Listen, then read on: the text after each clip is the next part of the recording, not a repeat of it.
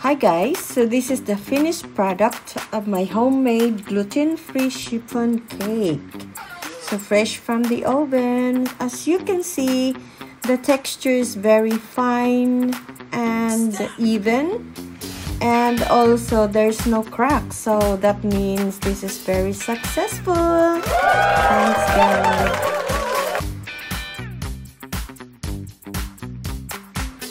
And here's the finished product of Easy Mamon. This is also gluten-free. The ingredients and the measurement is the same as with the chiffon cake. Super soft. Parang yung torta sa atin. Let's try. Sarap. Tama lang, hindi siya matamis. Hindi halatang gawa siya sa bigas. Gawa po siya sa bigas, guys. Maganda ito. Sa mga may mga allergy sa mga wheat flour, ito yung makakain nila. Kasi yung estudyante ko, hindi siya nakakakain ng mga tinapay, ng mga cookies, ng mga cakes like this. Except lang kung gawa sa rice flour. So this is really good to those who have allergies on the usual flour or wheat flour. So the mother of my student would always request me to make bread, cakes, or cookies made of rice flour. Guys, you have to try it. It's really good. Hi guys! Welcome back. This is Mamsy Maria. So today, ngayon po ay gagawa po tayo ng chiffon cake. So I'm gonna make chiffon cake out of rice flour. So let's start. Here's the ingredients. We have rice flour, white sugar, milk at room temperature, and then we have oil or any oil, vanilla essence, egg yolks, and for meringue we have egg whites, white sugar, and vinegar. Okay, so these are all the ingredients. Okay, so now let's sift first our dry ingredients. So, kailangan po isip ng ating flour para maging fine po ang texture. So, we'll sift this for 3 times para sigurado lulo siya.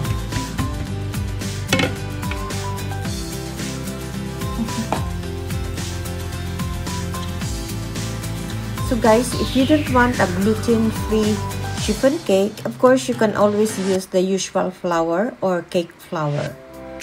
So same amount or same measurement. Last one.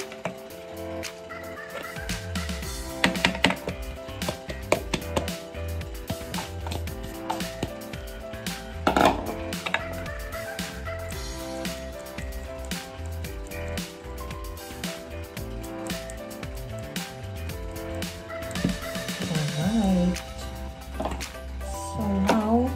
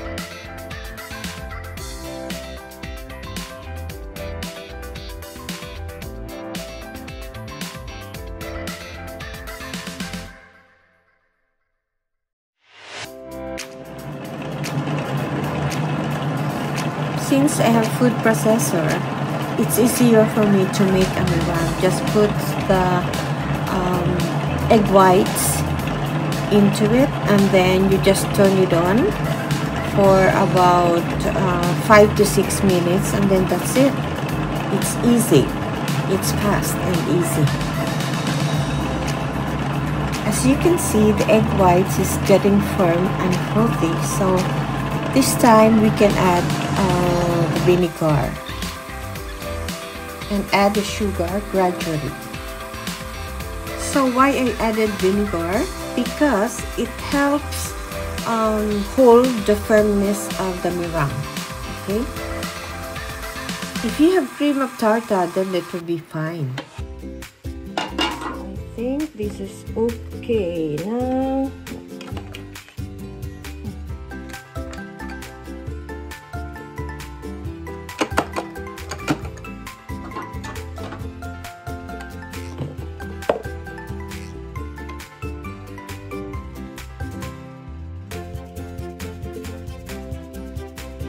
Now, so let's fold in the meringue into the butter.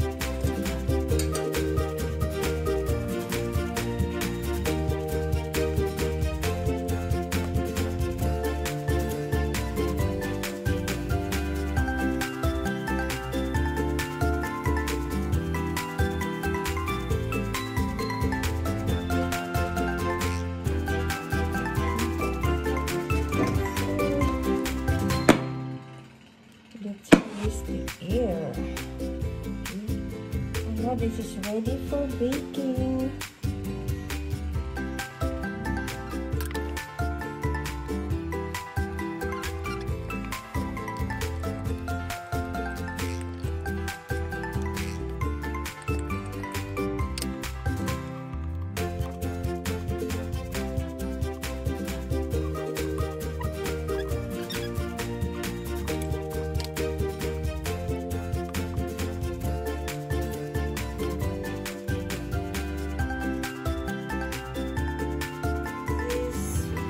The finished product of my simple mamon, easy mamon, the classic mamon. Diba? Oy, so. And then I will brush it with melted butter or margarine. Tapos lagyan ko siya ng toppings. Very nice. Hindi siya nag-crack.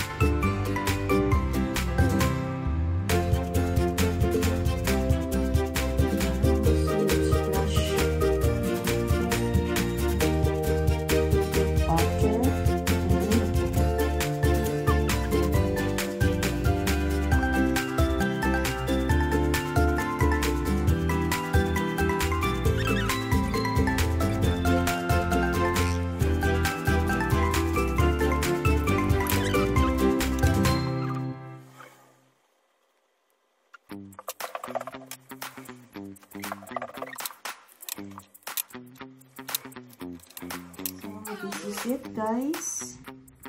I brushed on top a melted butter and then I drip it with sugar. Ito naman, my cheese. Okay. So, tikiman tayo. Oh, super soft. Oh. Parang yung torta sa atin. Let's try. Sarap. Tama lang, hindi siya matamis. Hindi halatang gawa siya sa bigas. Gawa po siya sa bigas, guys. Maganda ito. Sa mga may mga allergy sa mga wheat flour, ito yung makakain nila. Kasi yung estudyante ko, hindi siya nakakakain ng mga tinapay, ng mga cookies, ng mga cakes like this.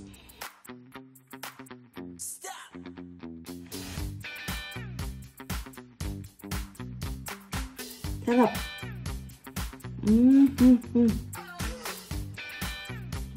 Good. And here's the finished product of my gluten-free chiffon cake. As you can see, it's even and the texture is very nice and there's no crack. Wow, it's really a success.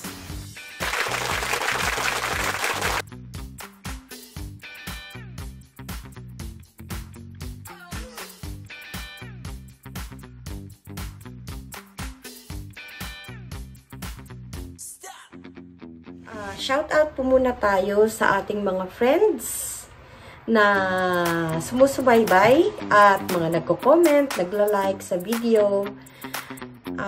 Thank you always for watching my videos and keep safe always and God bless. So, that's